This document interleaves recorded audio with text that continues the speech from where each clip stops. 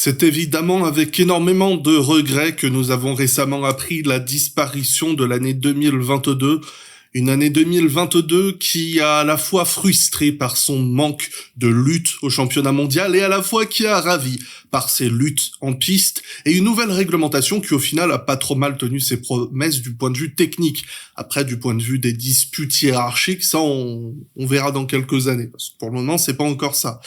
Quoi qu'il en soit, chez Formule Blabla Corp Limited, nous avons pris le temps de célébrer la fin de saison en soufflant un bon coup parce que il y a eu beaucoup de choses l'année dernière et il y en aura encore plus cette année, mais aussi parce que il y avait la review de fin de saison aussi. C'est vrai que ce truc, ça prend beaucoup de temps. Mais maintenant, on se prépare à plonger dans 2023 et l'heure est venue, comme tous les ans, de faire notre petit bilan de 2022 afin de pouvoir attaquer en force 2023 qui sera une toute nouvelle paire de manches avec beaucoup de choses qui vont changer aussi. Là, c'est plus du côté des line-up et des managements. Donc l'heure est venue de faire le bilan de 2022. On l'avait déjà fait au fur et à mesure de la saison à travers les bulletins de notes qui sortaient après chaque Grand Prix sur formuleblabla.fr et qu'on a pu revoir à la fin de chaque trimestre pour faire un petit bilan des notes de chacun. Et là, on va faire le bilan de l'année totale en revoyant uniquement par contre les 20 des 22 pilotes. On ne va évidemment pas s'attarder sur les deux figurants, à savoir Nico Hülkenberg et Nicolas Latifi, Hülkenberg et De Vries, je les ai mélangés. De toute façon, ça tombe plutôt bien parce que cela, on pourra en parler en longueur en 2023. Mais pour le moment, on va s'attarder sur donc ces 20 pilotes et je vous propose de le faire par des ordres décroissants antéchronologiques.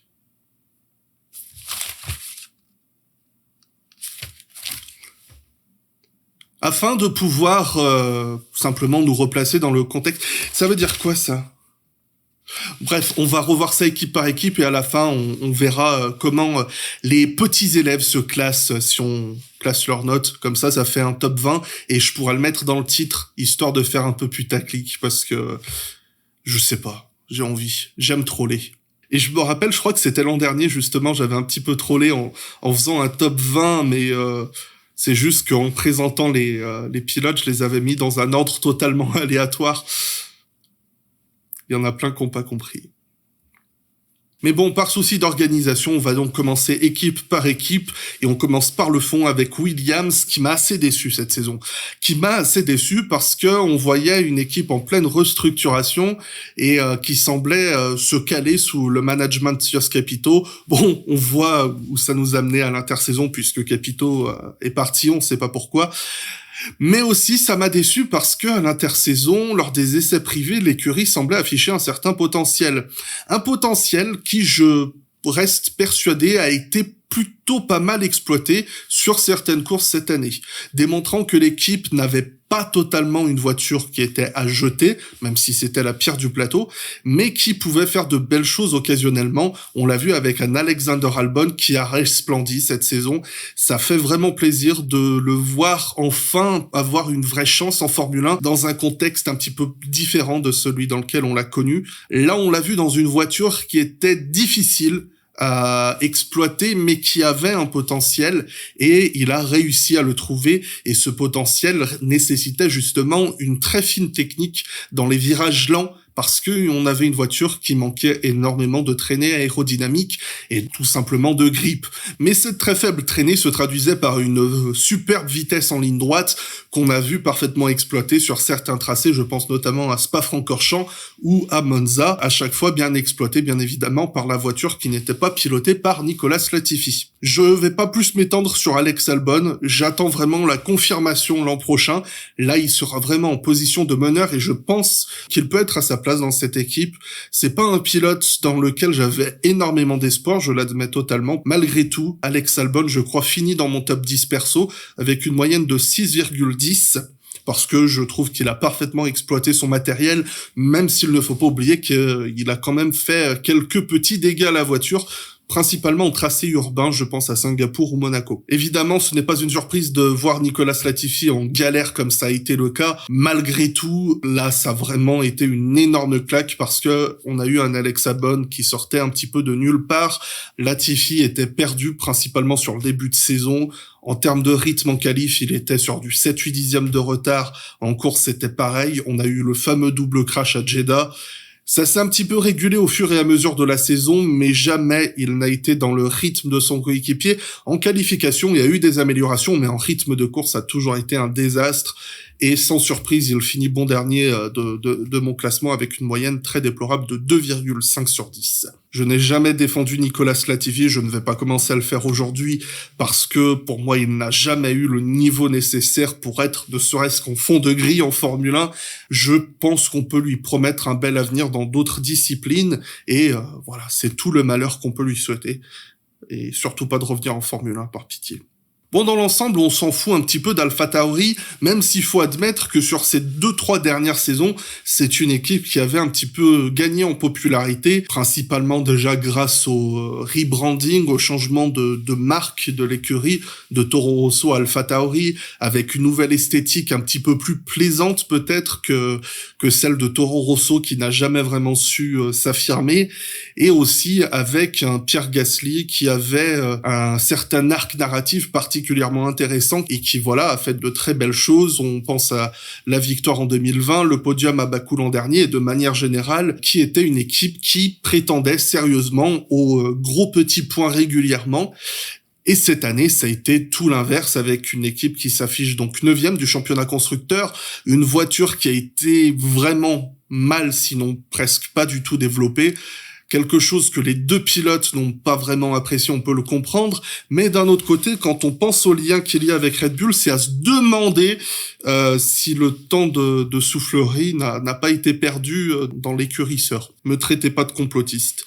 Tout ça pour dire que on a vu cette année un Pierre Gasly qui montrait de très belles choses, mais des choses assez médiocres, et un Yuki Tsunoda qui montrait aussi son potentiel qu'il a si bien démontré dans les catégories inférieures, et en même temps avec à côté des week-ends où il était totalement à la ramasse avec des erreurs très déplorables. Je vais commencer avec lui parce que fait que cette saison 2021 qui a été extrêmement frustrante, que je mets encore une fois avec un énorme panneau d'excuses. 2021, c'était une saison très difficile pour tous les rookies. On l'a vu l'an dernier avec le changement de réglementation, le manque de temps qu'on pouvait vraiment accorder à leurs pilotes parce que tous les ingénieurs étaient concentrés sur le développement de la nouvelle voiture pour la nouvelle réglementation. Donc il y avait la petite pommade Yuki Tsunoda. Cette année, on a vu qu'il était capable d'aller vite.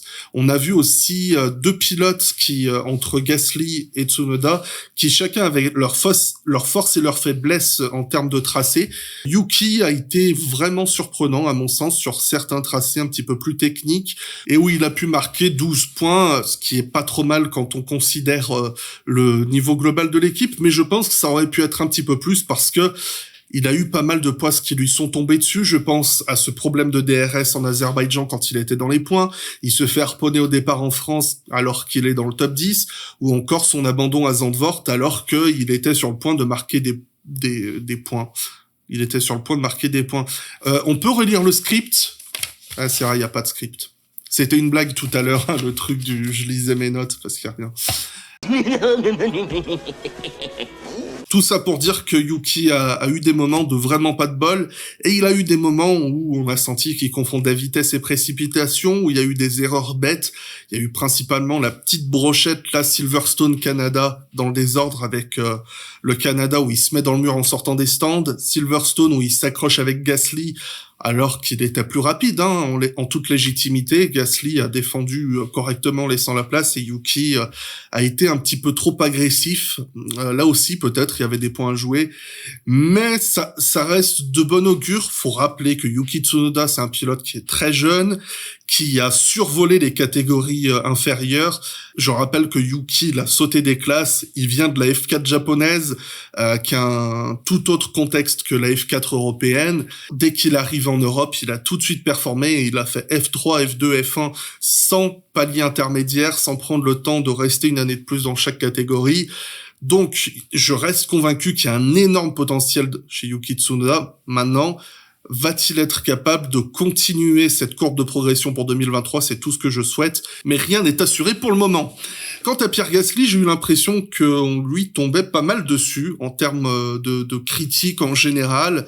On m'a même peut-être taxé d'être trop tendre. Je pense que considérant qu'il a une voiture qui termine 9e du championnat sur 10, il a fait une saison tout à fait honorable. Il y a tout à fait eu des week-ends vraiment off où il n'était pas là, surtout sur la fin de saison, ce qui coïncide étrangement avec l'annonce de son transfert et les problèmes de développement qu'a rencontré AlphaTauri vis-à-vis de la surchauffe de ses freins. Ceci étant dit, on a eu des courses qui étaient tout à fait honorables à mon sens, où je pense qu'il a parfaitement exploité sa machine. C'est juste que quand tu as une machine qui est efficace et que tu joues le top 12, le top 10, eh bien tu peux plus facilement te mettre en avant, alors que quand tu as une machine qui joue le haut de Q1, fond de Q2, déjà on te voit un petit peu moins à l'écran, mais aussi en plus de ça, tu peux faire moins de choses avec la voiture, que ce soit des dépassements. Souvent le peloton est plus loin, plus séparé, donc tu peux pas trop te mettre en avant. Et je pense que peut-être c'est ce qui peut jouer contre sa cote, ou alors c'est juste moi qui comprends rien au sport, ce qui est tout à fait possible. C'est tout à fait possible. Qu'est-ce que je fous là ? Mais soyons d'accord, pour ne pas être d'accord, on va partir sur de nouvelles bases avec lui l'an prochain, et qui sait, peut-être avec un point de pénalité en plus, on aura peut-être même l'opportunité de le revoir repartir totalement à zéro aussi au niveau des points de pénalité. Je ne sais quoi penser de la saison de Haas, parce que on a passé à peu près 2 ans et demi à préparer cette nouvelle réglementation. Je rappelle qu'ils ont eu 1 an bonus à cause du monétisation virus. Et quand on regarde le début de saison, il était très prometteur, avec une voiture qui jouait très clairement les points. Et en fin de saison, c'était du fond de Q2. Il termine 8e du championnat, ce qui est une énorme frustration, je pense, mais qu'on peut aussi imputer peut-être à un duo de pilotes très déséquilibré. Je vais commencer par Kevin Magnussen, que j'étais très heureux de revoir cette saison en Formule 1, de revoir en Formule 1. Je reste convaincu que c'est un de ces pilotes qui a démontré qu'il était capable de faire des choses, mais qui n'a jamais vraiment eu les bonnes armes en main. La seule fois où je pense qu'il a eu une voiture à peu près décente, c'était en 2014 dans une McLaren qui n'a cessé de s'effondrer, et c'était sa première saison, et son équipier c'était un champion du monde pas mauvais en plus qui s'appelait Jenson Button, et en 2018 dans une Haas aussi où il a été vraiment pas mal du tout, et assez propre en général, assez efficace. Cette année on a revu de ce Magnussen. On a même eu la pole position surprise qui m'a ravi, ce qui permet de réencenser un petit peu ce nom qui pour moi a tout à fait sa place en Formule 1. Je reste persuadé que c'est le type de pilote qui pourrait faire du Sergio Pérez, du Nico Hülkenberg s'il avait une machine de milieu de peloton. D'ailleurs c'est marrant, j'y ai même pas pensé, mais on verra ce que ça donne face à Hülkenberg l'an prochain. Tiens, le cas de Mick Schumacher est extrêmement clivant. Je reste convaincu que c'est un pilote très talentueux, qui, comme Yuki Tsunoda, peut avoir tout à fait sa place dans le sport et peut faire de très belles choses, mais qui s'est développé dans un contexte totalement différent. Et j'ai l'impression que cette saison, peut-être à cause de la comparaison avec Magnussen, la saison 2021, qui a mis beaucoup d'attentes sur ses épaules, parce que c'était le héros de Haas, la voiture était toujours 19-20e, mais de temps en temps, il arrivait à faire un petit peu mieux, il éclatait son coéquipier qui était encore plus paumé. Donc, je pense qu'il y avait peut-être des attentes assez élevées, et cette saison, on s'est rendu compte de 2 choses pour moi. Je vais mettre en avant ce qui me semble pertinent et non pas ce qui ressort le plus. Pour moi, ce qui semble pertinent, c'est de rappeler que Haas est une écurie qui est déjà incompétente de manière générale. Je ne dis pas ça pour être cruel avec Haas, c'est un de mes challengers préférés, mais ils ont une équipe qui n'est pas faite pour la Formule 1, qui manque de personnel. Alors c'est tant à la fois par manque de budget, mais aussi peut-être à cause d'un management qui me semble insuffisant.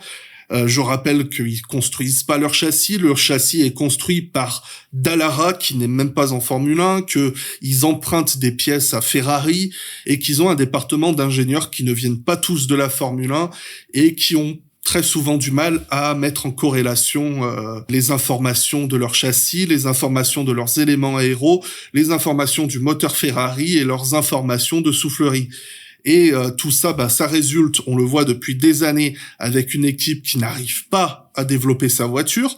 Cette année, qui a eu du mal, on va mettre un petit blâme à Schumacher là-dessus parce que il a quand même causé quelques gros dégâts, ce qui a très certainement ralenti le développement. Mais aussi, voilà, c'est simplement la structure insuffisante de l'écurie de ce point de vue-là, mais aussi une structure qui a compris seulement l'an dernier que avoir des rookies en Formule 1, c'est totalement différent d'avoir des pilotes expérimentés comme Magnussen et Grosjean. Pour moi, le parfait cas d'école que je vais présenter dans quelques instants, c'est celui de Zhou, qui est, selon moi, un pilote qui a bien moins de potentiel que Tsunoda ou Schumacher, mais qui a fait un excellent travail parce qu'il a été parfaitement accompagné tout au long de son parcours junior, mais aussi parce qu'il est dans une structure Sauber Alfa Romeo qui est parfaitement adaptée aux rookies, qui sait comment se comporter, qui sait comment placer un jeune pilote dans de bonnes conditions pour qu'il puisse performer.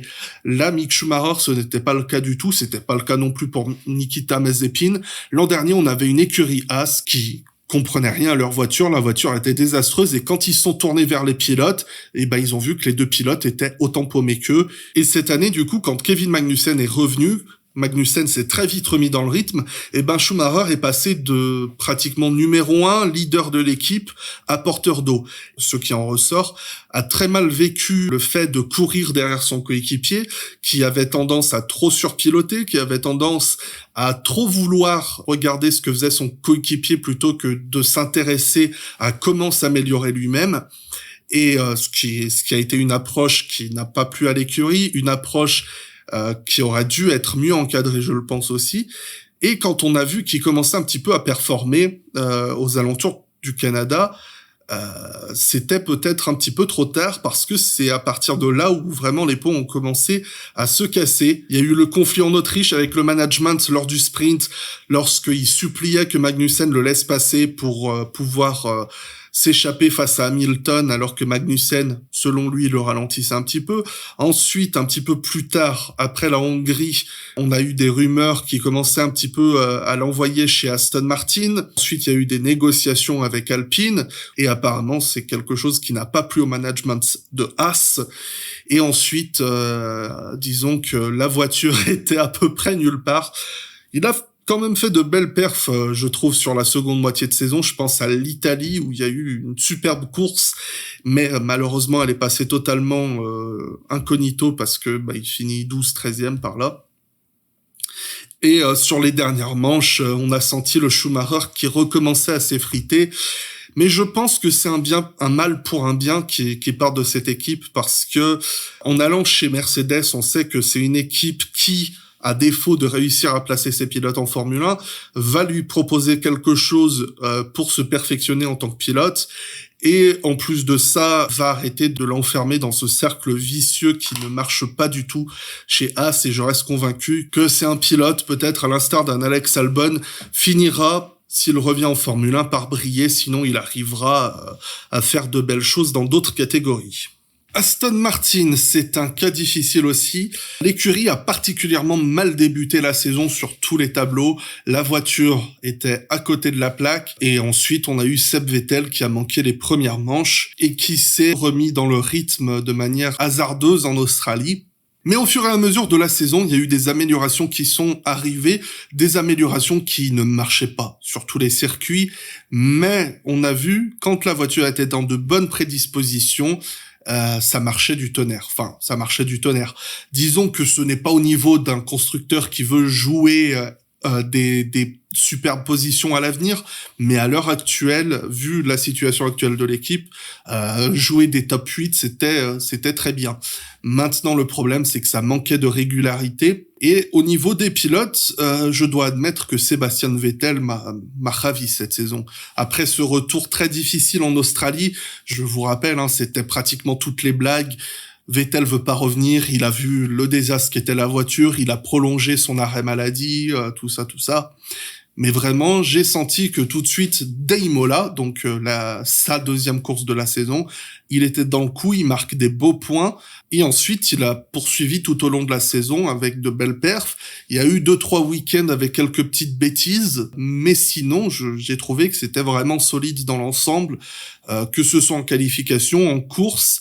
Et j'ai eu l'impression pendant pratiquement une saison, de revoir un Sébastien Vettel qui semblait en grande forme malgré la monoplace pas très compétente, et ça me donnait presque espoir de le voir durer en Formule 1. Mais au final, je trouve que c'est pas plus triste qu'il quitte le sport sur une saison où il a été assez compétitif. Mais Vettel saura me manquer en piste parce que c'était un de ces pilotes qui n'était pas ennuyant à regarder, que ce soit en qualification ou que ce soit en course.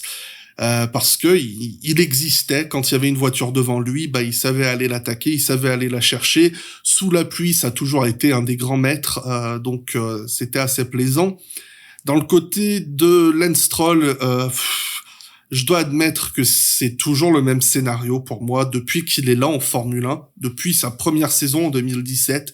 C'est-à-dire que c'est un pilote qui est capable de coups d'éclat et qui est capable de faire les pires trucs du monde dans les autres jours. Je vois qu'il a une moyenne de 4,8, ce qui est une moyenne assez moche, je vais être honnête. Je pense qu'il mériterait en toute légitimité d'avoir au minimum la moyenne, parce que je pense qu'il a fait vraiment le strict minimum et parfois plus avec sa voiture. Mais j'ai été particulièrement agacé par certaines de ses manœuvres en piste, que ce soit l'Australie, que ce soit les États-Unis, ou j'en ai même oublié sa dernière en date, voilà, le Interlagos avec Vettel. Et pour moi, c'est le genre de choses, au bout de 6 ans en Formule 1, c'est très difficile à cautionner. Et je me demande très sincèrement combien de temps ça va pouvoir durer. Je pense qu'à l'heure actuelle, il ne fait pas de mal à l'équipe, dans le sens où il n'apporte rien de négatif en termes de performance. Il fait ce qu'il faut, mais si l'équipe veut vraiment passer à l'étape supérieure, je vais être honnête, je commence un petit peu à douter qu'il soit capable d'apporter autant qu'un Vettel ou qu'un Alonso. Et j'ai envie de dire que il y a un moment, si l'équipe a tant galéré pour aller chercher Vettel, qu'elle a mis un pactole pour aller chercher Alonso, c'est parce qu'on sait que Lance Stroll n'a pas la carrure d'un numéro 1. Et entre nous, au bout d'un moment en Formule 1, ça commence à faire un petit peu trop à mon sens. Quand t'es un pilote médiocre, tu peux faire 2-3 saisons, mais ça commence à dater un petit peu trop. On dira qu'il y a certaines relations peut-être familiales avec un des dirigeants de l'équipe, je ne sais pas.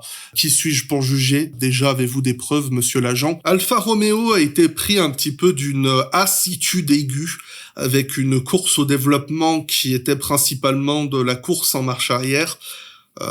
Vraiment, l'équipe est passée de 4e force en début de saison, presque même 3e force, hein, si vous vous rappelez, en tout début de saison, Bottas il joue devant les Mercedes ou juste derrière, hein, et en fin de saison il passe pas en Q2 quoi. Donc il y a eu une course au développement totalement ratée. Est-ce que c'est un lien avec toutes les équipes plus ou moins affiliées Ferrari? Je vais être honnête, je vais rien avancer dessus, c'est juste une question que je balance comme ça.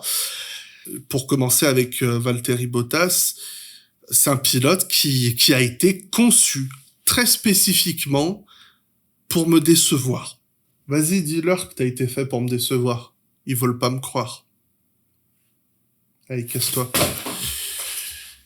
Parce que en début de saison, il était capable d'extraire le maximum de sa voiture. Alors, je ne blâme pas Bottas de ne pas avoir fait des top 6 en fin de saison. Parce que la voiture était plus là. Mais à partir de l'Azerbaïdjan déjà, quand on a senti que la voiture commençait à être un petit peu plus difficile, que la course au développement ne suivait pas, à aucun moment j'ai eu l'impression de voir un gars qui a fait une 50aine de podiums et gagné 10 grands prix en Formule 1 en piste. Et surtout quand en comparaison il avait un rookie qui, je le rappelle, n'est pas le rookie le plus flamboyant qui a traversé les catégories inférieures. Me faites pas dire ce que j'ai pas à dire. Zhou Guanyu, c'est un pilote que je défends ardemment depuis que je l'ai rencontré en 2019 en Formule 2. Enfin, rencontré à la télé, hein. Je suis ravi qu'il ait franchi le pas de la Formule 1. C'est un pilote qui a démontré ses solidités en course, qu'il affichait en Formule 2, eh bien, il a très bien converti en Formule 1. Il gère bien ses pneumatiques, il gère bien son rythme de course. Les qualifications, ça a mis du temps à venir, mais en fin de saison, il était presque aussi rapide que Bottas. Et c'est là mon problème. C'est-à-dire qu'en début de saison, déjà, si vous regardez le Grand Prix de Bahreïn, on a les deux Alfa Romeo qui calent au départ et qui se retrouvent 19 et 20. Et au drapeau à damier, la seule chose qui écarte Bottas et Zhou de la sorte, c'est la safety car à la fin. Et c'est déjà pas mal. Zhou a parfaitement démontré dès la première course qu'il avait un bon rythme de course et qu'il était capable de suivre son chef de file. Donc quand je dis que c'est pas le pilote junior le plus flamboyant qu'on ait vu, c'est parce qu'à côté, on attend des Oscar Piastri, qu'on a vu passer des Tsunoda ou des Schumacher, qu'on a vu passer des George Russell, Lando Norris, Charles Leclerc, qui sont des foudres de guerre ces gars-là, mais qui sont quand même beaucoup plus flamboyants que Zhou. Zhou, c'est à lui de prouver qu'il mérite sa place en Formule 1. Pour moi, cette saison, il l'a démontré, en tant que rookie du moins. Va falloir peut-être améliorer le rythme en qualification, mais sinon, il a un petit peu en dessous de la moyenne, et c'est uniquement à cause des premières courses. Sinon, il est à ça de la moyenne, mais on pourrait arrondir à 5. Il passerait pas le rattrapage avec moi, il aurait son bac, quoi. Bobo, ça a été tout le contraire pour moi. Au début, c'était très très satisfaisant, il y avait de belles choses. Je me rappelle de l'Espagne où il a pratiquement réussi à accomplir un miracle avec une stratégie en 2 arrêts quand tout le monde était en 3. La tournée américaine a pu peut-être démontrer quelque chose. Je pense à Austin, Mexique et Brésil. À Austin, il a un super rythme, il est dans le top 10, il se met dans le gravier. Au Mexique, il fait une qualification de malade et il se laisse marcher dessus par tous les autres pilotes et il finit beaucoup plus loin que ce qu'il n'aurait dû terminer. Et au Brésil, ça a été une bonne course dans l'ensemble. Mais c'est un petit peu l'exception de ces 3 courses où il aurait dû amasser masse de points. Pour moi, en fait, des 2 pilotes en 2023 chez Alfa Romeo qui doivent améliorer, c'est pas le rookie et c'est ça qui m'embête. McLaren est un mystère absolu pour moi depuis quelques années maintenant. Et je dis ça parce que je ne comprends pas pourquoi l'équipe stagne en quelque sorte. Alors, je comprends que l'écurie est en pleine restructuration, refonte, on va dire, de technologie, avec une nouvelle soufflerie, un nouveau simulateur qui devrait arriver, je crois, au courant de cette année, 2023. Mais ça reste une des plus grosses structures du plateau, quoi. Il y a 10 ans, dans les 3 top teams, c'était Ferrari, Red Bull, McLaren. Et il y a 20 ans, je vous en parle pas. Donc là, j'ai du mal à capter pourquoi McLaren patauge autant ces dernières années. Et je me demande même si ils vont sortir la tête de l'eau, parce que je crois de moins en moins au projet, même s'il y a eu des signes assez encourageants en 2020 et 2021. Maintenant, j'ai envie que le projet réussisse pour Lando Norris, qui est un pilote qui a fini par totalement me séduire. Je trouve qu'il a eu une marge de progression exceptionnelle depuis qu'il est arrivé en Formule 1. Déjà, dans les catégories inférieures, il a démontré de très belles choses, mais c'est un pilote qui s'est construit très intelligemment, et j'ai l'impression que c'est quelque chose qu'on a du mal à apprécier. Peut-être que c'est à cause de l'image du pilote qui divise pas mal, mais bon, moi j'en ai rien à carrer de l'image du pilote, je regarde ce qu'il fait en piste, et je trouve que c'est un pilote qui en qualification accomplit des miracles, qui est très bon sous la pluie, et qui, en rythme de course, n'a cessé de s'améliorer, et cette année, je pense qu'à la régulière, je parlais de Bottas il y a quelques instants, un Bottas serait terminé derrière les Alpines au championnat. Je reste convaincu que Lando Norris, malgré son très jeune âge, a le potentiel et le talent de mener McLaren. Je reste curieux quand même de le voir face à un rookie l'an prochain, un rookie qui a une très bonne cote en tant qu'Oscar Piastri. Mais c'est tout ce que j'aurais à dire sur lui. Daniel Ricciardo, en revanche, on prend sa saison, son passage chez McLaren, on le met dans un tiroir et on referme le tiroir et je veux plus en entendre parler. C'est indigne, c'est totalement indigne de ce qu'il a démontré par le passé. Et je ne parle pas seulement en termes de rythme, Je parle en termes d'agressivité dans le peloton, je parle en termes de propreté, je parle en termes de gestion de course. Là, on n'avait rien de tout ça. Les pilotes sont amenés à évoluer, c'est quelque chose qu'il faut garder en tête. C'est pas parce qu'il est nul aujourd'hui qu'il était nul avant, et c'est pas parce que un pilote est bon aujourd'hui qu'il sera bon demain. Daniel Ricciardo, on jette tout ce qui s'est passé chez McLaren, qui revienne en Formule 1 pour refaire son image, oui, qui revienne en Formule 1 pour ajouter d'autres dossiers dans le tiroir, non. C'est dommage parce qu'il y a des années, c'était un des pilotes les plus réjouissants à regarder en piste, mais là, c'était insoutenable. Alpine avait dit que ils allaient tout miser sur la performance plus que sur la fiabilité. On a vu qu'effectivement, ça manquait de fiabilité. Après, la performance, je l'ai pas spécialement vue, mais finir 4e du championnat, c'est pas dégueulasse. Maintenant, reste à savoir s'ils vont être capables de construire sur cette très bonne saison 2022, sachant qu'il y avait eu une bonne saison 2021 aussi.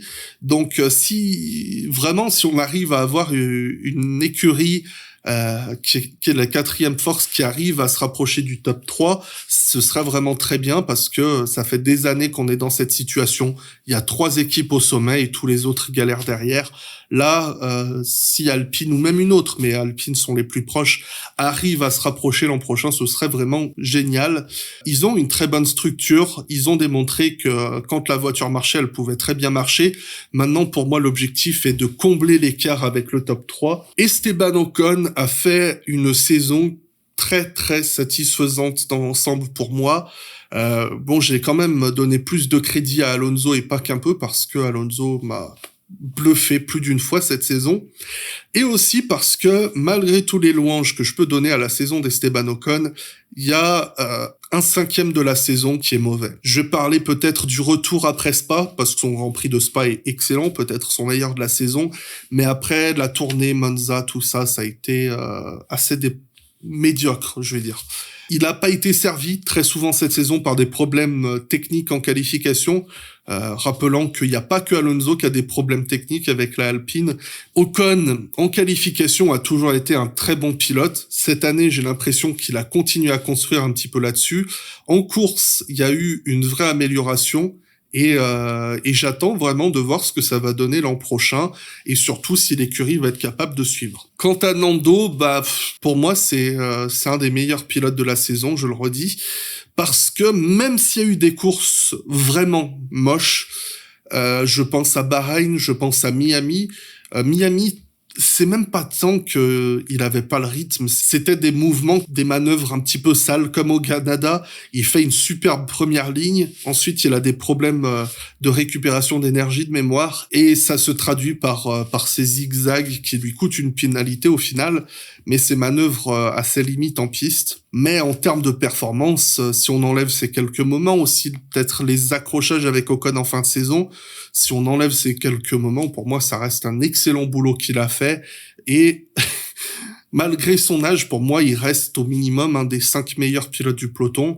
Et j'ai envie de le voir encore plus devant, aller bastonner avec des Verstappen, Hamilton, Leclerc, tout ça, parce que je pense que encore aujourd'hui, c'est là qu'est sa place. L'engrenage Mercedes est parfaitement huilé depuis près d'une décennie. Et cette année, on sent qu'ils ont mal huilé l'engrenage. C'était un petit peu rafraîchissant. C'est toujours quelque chose de voir les grands tomber. Par le passé, ça a été Red Bull, Ferrari, McLaren, Williams. Cette saison, ça a été Mercedes. Ils ont énormément rattrapé les meubles. Parce que dès le début, je pense que Mercedes, avec son habitude de jouer aux avant-postes et de gagner, a eu du mal à accepter que la voiture n'était pas si mauvaise que ça. Ils avaient une voiture qui marchait très bien sur les longs relais, mais qui avait du mal à exploiter son potentiel sur un tour. On l'a vu plus d'une fois quand Hamilton, Russell ne se qualifiaient pas dans le top 6, pas dans le top 8. Ils finissaient quand même dans le top 4, top 5 au final. Donc vraiment, c'était la démonstration qu'en rythme de course, elle était efficace. Et c'est peut-être ça qui les a amenés à plus d'une fois aller tenter que ce soit des stratégies, que ce soit des réglages qui étaient peut-être désespérés par moments et qui leur ont coûté en début de saison. Malgré tout, au fur et à mesure de l'année, on l'a vu, la voiture s'est affichée comme la très claire troisième force, par moments même deuxième force du plateau, et même des fois complètement la meilleure voiture du week-end. Je pense au Brésil, où ils ont mené justement un super doublé. Mais ça a vraiment été une nouvelle façon de découvrir l'écurie. Et on est dans une phase où on a et Lewis Hamilton et Toto Wolff qui sont plus proches de la fin. James Wolfs du département stratégique vient de quitter l'écurie pour rejoindre Williams. Donc il y a une forme de nouvelle dynamique qui arrive avec George Russell, bien évidemment, qui a fait un excellent boulot cette saison en tant que nouvel arrivant. Donc il y a toute cette nouvelle dynamique qui est vraiment intéressante. Toto Wolff prend un petit peu plus de recul sur l'équipe de course, à gérer un petit peu plus de partenariats, de choses comme ça. Et là, vraiment, le seul week-end qu'il a manqué cette année, c'est celui du Brésil, où l'équipe a fait le doublé. Donc, c'était assez intéressant que ça tombe pile ce jour-là. Je crois que c'est la première fois qu'il gagne sans Toto Wolff, si je dis pas de bêtises. Bon, le mec a dû rater 2-3 courses depuis qu'il est là. Mais ça démontre une dynamique, comme je le disais, qui se reconstruit avec une nouvelle ère. George Russell qui finit au championnat devant Lewis Hamilton, c'est aussi peut-être un signe fort. Alors comme vous le voyez, ma moyenne générale met Lewis devant George, parce que je reste convaincu que Hamilton a été le meilleur pilote des deux cette saison, tout simplement parce que c'est lui qui a le plus d'expérience. Je rappelle, parce que peut-être parfois c'est important de le rappeler, j'en ai rien à faire de vos combats de quéquettes de c'est machin le plus fort, c'est machin le plus fort, allez jouer à Dragon Ball. Et que les choses soient claires, j'ai rien contre Dragon Ball, j'adore. Mais voilà, j'ai l'impression de voir machin, il est plus fort que machin. C'est bon, c'est un sport. Alors oui, on peut dire que Hamilton est meilleur que Latifi, mais quand tu compares Hamilton et Russell, Hamilton et Verstappen, pour moi ça n'a aucun sens, parce qu'on a affaire à des pilotes qui sont à des stades totalement différents de leur carrière. Hamilton est à un stade de sa carrière où il arrive à maîtriser l'ensemble de son talent, où il arrive à mettre à profit sa vitesse, son style assez agressif et en même temps sa gestion de course, sa gestion pneumatique, sa vitesse sur un tour, il est parfait là-dessus. Russell, de son côté, c'est un pilote qui est en plein apprentissage d'un côté, qui a une pointe de vitesse phénoménale, mais qui manque de cette rigueur qu'un pilote qui a 15 ans d'expérience a. Et c'est pour ça que pour moi, c'est un peu futile de dire machin est meilleur, machin sert plus à rien, machin vaut pas truc, parce que je trouve qu'on a un duo qui est au final assez complémentaire. Hamilton est là pour apporter peut-être une forme de sérénité, de montrer un petit peu le leadership, de montrer un petit peu ce qu'est être un meneur d'équipe. Quant à George, il peut apprendre de ça et en même temps mettre à profit sa sublime vitesse. Donc pour Russell, je pense que il a fait un excellent boulot cette saison. Il mérite totalement sa victoire et je suis vraiment très content qu'il en ait eu une cette saison, parce qu'il a vraiment fait un boulot excellent. En piste, il a démontré que c'était pas un Carlos Sainz ou un Valtteri Bottas. C'est un gars qui va chercher ses dépassements, c'est un gars qui sait défendre ardemment mais proprement. Maintenant, attention à ne pas devenir un autre pilote, parce qu'il y a quand même eu des moments où les roues se sont un petit peu trop touchées avec d'autres, et je pense que c'est quelque chose qu'il doit apprendre à maîtriser. Mais je pense qu'il est sur une excellente dynamique pour se relancer en 2023. Et c'est pour ça que je trouve vraiment intéressant d'avoir eu un petit peu cette chute dans la hiérarchie de Mercedes, parce que déjà elle arrive au début d'une nouvelle ère technique, donc ça peut toujours arriver, mais aussi l'équipe va commencer à se reconstruire avec toutes ces nouvelles figures que j'ai présentées, et apprendre aussi à lentement et progressivement se passer de celles qui étaient jadis indispensables. Bon, l'an dernier, j'ai sorti un dossier sur ce que je pensais de la situation de Ferrari en interne, donc je vais pas m'y attarder, et voilà, je pense que on est à peu près tous d'accord pour dire que il y a des trucs qui vont pas. il y a des trucs qui vont pas. Voyons en 2023 ce que le nouveau management va donner. Je vais m'intéresser donc aux pilotes. Charles Leclerc, c'est un de ces rares pilotes qui arrive encore à m'impressionner. Il a une pointe de vitesse phénoménale. Déjà, c'est indéniable. Et aussi, on a tellement eu l'habitude par le passé de le voir se classer tout en haut du peloton, que ce soit en pole position ou que ce soit, rappelez-vous 2020 quand la voiture était nulle part et qu'il se qualifiait 4e et que tout le monde criait au génie. Et qu'en fin de course, il terminait 8e parce que la voiture était nulle part. Je pense que déjà, ça a un petit peu inscrit dans l'inconscient peut-être de tout le monde que Leclerc, c'était juste un pilote qui était bon pour se qualifier et c'est tout. Il l'a rappelé cette année et pourtant il l'avait bien démontré en 2019 à sa première saison chez Ferrari. Il sait gérer la course quand il est devant. Il sait non seulement gérer la course quand il est devant, mais c'est un pilote qui sait attaquer, c'est un pilote qui sait défendre, qui a un excellent rythme de course.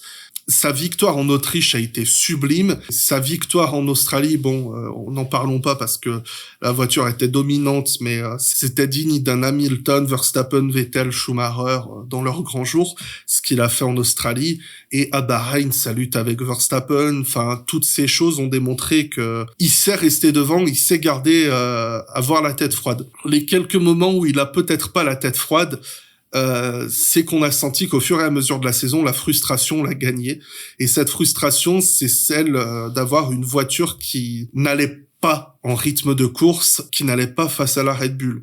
Et je pense que ce qui s'est passé en France, ça a été le signe d'un pilote qui n'était plus bien dans son équipe, ou pas qu'il n'est pas bien chez Ferrari, mais qui à ce moment donné était désespéré tout simplement. Et je pense que ça s'est vraiment ressenti plus d'une fois cette saison, qu'il était vraiment désespéré. Mais là, le fait de perdre la voiture quand il est en tête de course, c'est déjà un signe très fort. Mais parce que je reste convaincu, et je pense que c'est ce qu'il se disait aussi, que la course était perdue. Même s'il était premier, la course était perdue parce que Red Bull s'était arrêté et que Red Bull allait plus vite, c'est que il allait finir derrière et il a tenté de trop en faire. Je ne vais pas dire que ça rend la faute plus acceptable, mais je pense que quand on le met dans la balance de ces autres très belles courses et de ces autres très belles prestations, on peut peut-être voir cet incident sous un autre angle et se dire que ce n'est pas quelque chose d'habituel avec lui, même si par le passé, il a fait quelques petites bêtises. En tout cas, je dis qu'il m'a surpris sur tous ces tableaux, et aussi parce que j'ai été impressionné par à quel point il a pris la mesure de Carlos Sainz. Carlos Sainz, quand il a été recruté par Ferrari, quand ça a été annoncé début 2020, je sais que ça hurlait au scandale pour beaucoup de personnes. Peu voyaient en Carlos Sainz un pilote capable de suivre Leclerc, d'être même ne serait-ce qu'un bon porteur d'eau. Et moi, vraiment, chez Carlos Sainz, j'y ai toujours vu un pilote très rapide, très constant. Et ce qu'on a vu de lui en 2021 m'avait prouvé, selon moi, que il y avait de bonnes bases. En 2021, il fait quelques podiums, il manque de rythme de course face à Leclerc, mais il est toujours là pour faire des bons résultats. Bon, cette année, il a toujours été là pour prendre des bons résultats, mais faut admettre que j'ai la très sincère impression que l'écart avec Leclerc s'est creusé encore plus. Alors ça ne s'est pas vraiment ressenti parce que en termes de résultats, avec la deuxième meilleure voiture, dans les pires jours, tu finis 4-5e, ce qui n'est pas vraiment arrivé énormément non plus. Il a fait pas mal de podiums, mais j'en attendais en fait beaucoup plus de sa part. Je m'attendais à ce que ce soit un pilote qui soit capable d'aller chasser occasionnellement du Verstappen, du Leclerc, que ce soit un de ces pilotes qui soit capable de mener un Grand Prix, tout ça. Et là, cette année, j'ai pas souvenir qu'il ait particulièrement chassé un des leaders. Je me rappelle qu'il a chassé Verstappen lors du sprint au Brésil, mais on a vu que les deux Red Bull se sont effondrés ce week-end-là. Et la seule fois où je l'ai vraiment vu aux commandes d'un Grand Prix, c'était à Silverstone. Et à Silverstone, il s'est mis dehors. Et au final, il gagne la course presque par défaut. Et c'est pour toutes ces raisons en fait que j'ai été frustré cette année. J'ai pas envie qu'on se mette à penser que j'ai quelque chose contre Carlos Sainz comme par le passé on croyait que j'avais quelque chose contre Bottas, parce que après ça va finir avec un Carlos Sainz à la maison comme le Valtteri Bottas, juste pour prouver que j'ai rien contre lui. Et croyez-moi que franchement, j'ai autre chose à faire avec mes thunes. Enfin, avec vos thunes. Donc j'en attends vraiment beaucoup plus de Carlos Sainz à l'avenir. Pourtant, je lui ai mis la moyenne, mais parce que je pense qu'il a fait le strict minimum. Mais j'ai tendance à penser que quand tu es dans une équipe qui joue aux avant-postes, il faut faire plus que le strict minimum. Et faire plus que le strict minimum, je pense que c'est exactement ce qu'on a fait chez Red Bull. C'était une de ces saisons de domination, comme on en a vu quelques fois par l'histoire. Beaucoup trop ces dernières années, si vous voulez mon avis. Je vais commencer avec Pérez parce que justement ça me semble un élément de comparaison intéressant avec Carlos Sainz. Pérez a été un petit peu une force très inconstante cette année, j'ai trouvé, avec des moments d'excellence et des moments un petit peu d'invisibilité. Donc si je devais mettre le point de la rigueur, de la constance, je donnerais ce point à Carlos Sainz. Pourtant, Pérez m'en met beaucoup plus les mirettes que Carlos Sainz, parce que c'est un de ces pilotes qui a démontré plus d'une fois sait mener un Grand Prix. Il a très bien récupéré celle de Monaco, et là, sa victoire à Singapour, pour moi, c'est du boulot d'excellence, ce qu'il a fait.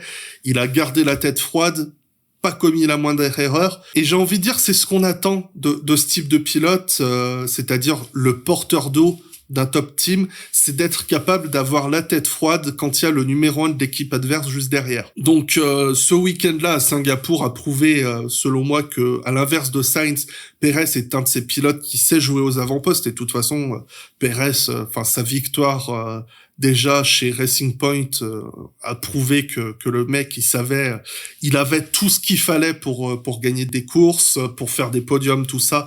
Il l'a prouvé tout au long de sa carrière. Maintenant, ce qui lui manque, c'est de la rigueur, de la constance. Après, le problème qu'on a chez Red Bull, c'est que Verstappen et Perez ont des pilotages vraiment, vraiment différents et que la course au développement va généralement du côté de celui qui pilote le mieux des deux, qui est sans surprise son coéquipier. Mais Sergio nous a fait de belles remontées, de beaux dépassements et a fait bien plus que ce que j'en attendais de lui cette saison. J'étais assez pessimiste pour lui. Et vu que c'est un pilote qui, un peu comme un Magnussen ou un Hülkenberg, tout au long de sa carrière, j'ai eu l'impression que les équipes le snobaient injustement alors qu'il y avait un très beau potentiel. Je suis content qu'il ait enfin eu sa chance cette année de prouver ce qu'il pouvait faire aux avant-postes. C'est pas un numéro 1 comme un Verstappen, comme un Hamilton ou comme un Vettel, mais je pense que c'est un de ces bons numéros 2 comme des Weber, des Barrichello ou des David Coulthard. Ces gars-là qui, à défaut d'être les meilleurs, savent se battre en Formule 1 et savent rendre les choses intéressantes à la télé. Il y a beaucoup, beaucoup de choses à dire sur Max Verstappen. Non, je déconne, j'ai que ça à dire. Pour ceux qui écoutent en podcast, j'ai montré une pancarte avec un 10 dessus. Non mais voilà, c'est parfait, c'est chiant, qu'est-ce que tu veux dire ? C'est comme quand t'avais Hamilton, tout ça, qui dominait par le passé. Qu'est-ce que tu veux dire ? C'est le niveau qu'on attend du meilleur pilote de Formule 1 du monde.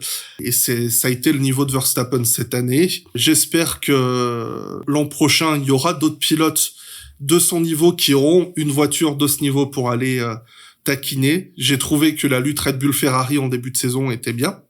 Maintenant, si on pouvait avoir une lutte à 2 l'an prochain, mais tout au long de l'année, ou à 3 ou à 4, j'en sais rien. Ramener 2012, bordel. Voilà à peu près tout ce que j'avais à dire. Donc, je vous remercie de m'avoir écouté. J'espère qu'au montage, ça fera un petit peu moins d'une heure. Quoique, je sais que ici vous en foutez.